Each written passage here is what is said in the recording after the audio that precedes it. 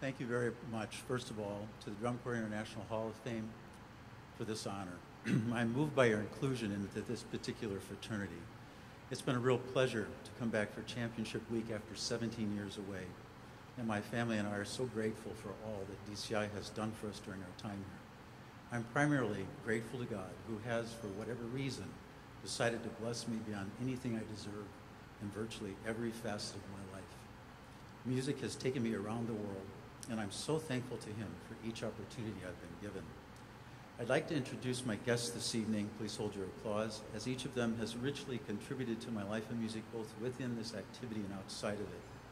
I have been particularly blessed through the years to have many outstanding graduate students at the University of Washington, and several of them are currently working in this part of the country and have taken time from their busy schedules to be here this evening. Dr. Eric Smedley, Assistant Director of Bands at Indiana University, and his wife Jessica. Dr. Vu Nguyen, Director of Bands at the University of Indianapolis, and his wife Jenny. Scott Atchison, Director of Athletic Bands and Assistant Director of Bands at the University of Kentucky, and his fiancée Isabel Sart. And also here this evening is my current doctoral teaching assistant at the UW, Louis Nordfleet, formerly of Oregon State University and Union High School, and now the Director of the Cascades Drum and Bugle Corps. Then my special guests, who are former colleagues in Drum Corps: Ralph Hardiman, whom I had the pleasure of working with during my 7 years with the Santa Clara Vanguard.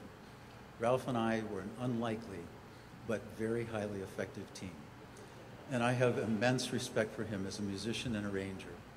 Dean Westman, who's here this evening with his wife, was a marching member of the Cavaliers during my tenure there, and I later worked with him on staff.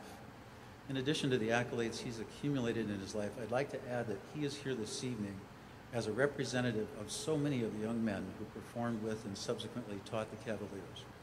Highly intelligent and thoughtful creatives who care about those around them. And Jeff Fiedler, who I worked with and for during the Cavalier days. Simply put, one of the best bosses I've ever worked for. The chief conspirator behind my Hall of Fame nomination has been one of my best friends for nearly 40 years, Jim Campbell, my much older brother. Accompanied this evening by his far better half, his wife Nancy, I hope that each person in this room is able to go through life with a friend like Jim, someone who offers unwavering support and honest, caring criticism. Our years of working together with the Guardsmen and the Cavaliers passed like a flash, and were marked by a mutual respect and effortless communication. To Jim Campbell, Jeff Fiedler, Dean Westman, Scott Atchison, and Scott Coder, as I've told each of you, your nomination letters mean more to me than words can express, and I will treasure your kind words always. As everyone here knows, this activity operates at the highest levels when the most competent and cooperative staffs are gathered and sort of coalesce over time. Throughout my 36-year teaching career, I've been surrounded by people who really know what they're doing, and I've learned so much from each of them that I'm certain that the balance of interchange in our professional relationships has always been more towards me receiving than giving. When I taught the Guardsmen so many years ago, we assembled an excellent brass staff of people from inside and outside of the activity. Scott Wagner, David Morrison, Wayne Markworth, and many more others come to mind. During my 7 seasons with Santa Clara, I had the good fortune of working with virtually the same brass staff every year: Rick South, John Figuera, Chris Knowles, and Gordon Henderson. And during the 15th season with the Cavaliers, there were so many excellent teachers: Dean Westman, Gordon Henderson again, Bill Watson, Jay Jacobs, John Timmons, Jamie Van Zandt, Tom Grant, John Bell, Ken Snook, and Brian Woody are but a few.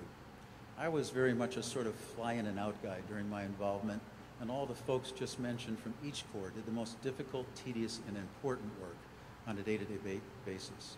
But the real heroes of my story were the young men and women who comprised the 25 DCI finalist brass sections that I wrote for and taught during my 20 years in the activity. So many stories, so little time.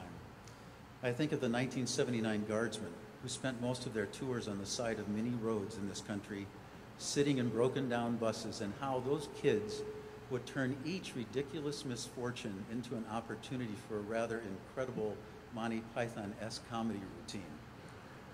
I've always felt a debt of gratitude to that group, as they willingly trusted me, a young teacher arranger barely older than most of them. I think of the 1984 Santa Clara Vanguard. At the first audition camp in the fall of '83, there were a grand total of 13 brass players. And by summer, even though the line had filled out numerically, they looked so young that at one point we felt compelled to compute their average age, which was barely 17. All summer, they pushed us to give them more than we thought they were capable of handling, and at DCI that year, they tied for the share of their very first Jim Ott-High Brass Award, the second coming in 1987. And the Cavaliers, who worked methodically year after year to climb from barely making finals to winning their first championship in 1992. I remember laughing a lot during the Cavalier years, a hallmark of having opportunity to work with good friends in an environment of cooperation and respect, just an incredibly positive atmosphere fostered by Jeff Fiedler and each caption head through that time.